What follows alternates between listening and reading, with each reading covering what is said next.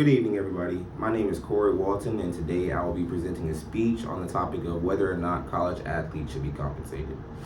This topic has been a debate for as long as I can remember, and just recently, the NCAA made a rule change which allowed college athletes to begin getting paid through NIL deals, which is name, image, and likeness deals. And since the rule change, it seems as though the debate has only grown, and at this point, it's definitely safe to say that this topic is front and center of college athletic politics, you could say. So to begin, I just want to talk about how much college athletes are actually paid, because I believe that there's a lot of misconceptions regarding this topic due to the biggest names and biggest contracts being the ones that are put out in the media the most and really the only ones that people hear about. According to Open Doors, which is a major NIL marketplace, the average NIL compensation in 2023 was around $4,200, yet the median was only $382. This kind of shows just how skewed the top end deals can be. And not only that, another report in 2023 done by NCAA revealed that less than 2% of college athletes earned over $50,000 in NIL deals, while over 60% of college athletes earned less than $500 through NIL deals. So these show that not at all are all college athletes compensated ridiculous amounts of money.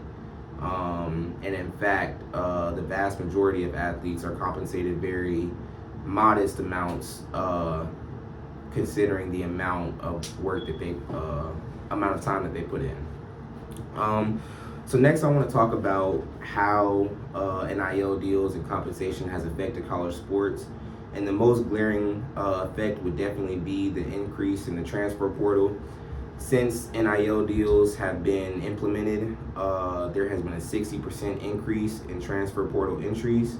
And a survey done revealed that 71% of college athletes do allow NIL deals and compensation amount affect their decision when it comes to entering or the transfer portal or staying at a school.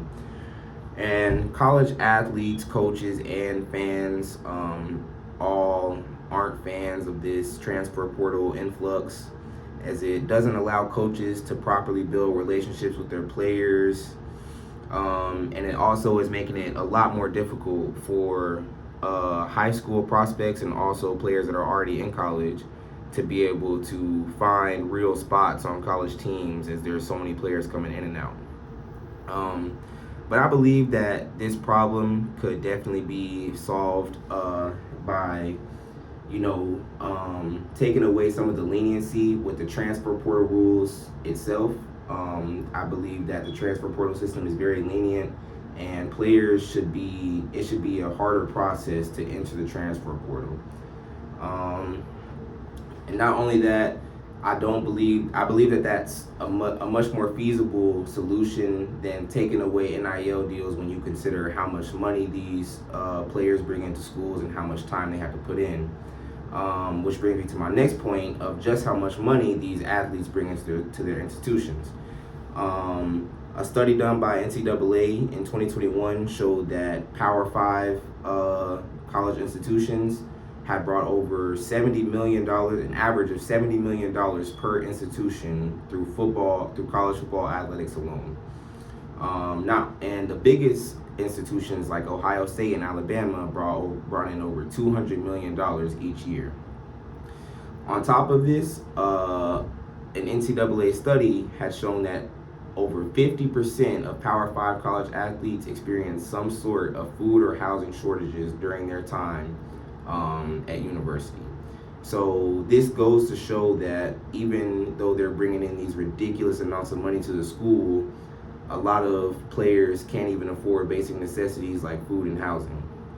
And just to add on top of this, when you look at how much time college athletes are forced to put into these athletics, it goes to show even more that these players deserve to be compensated.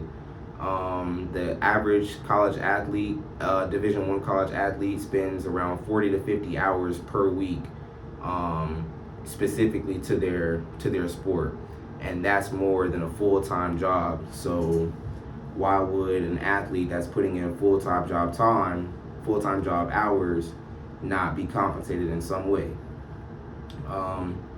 So those are the points that I have.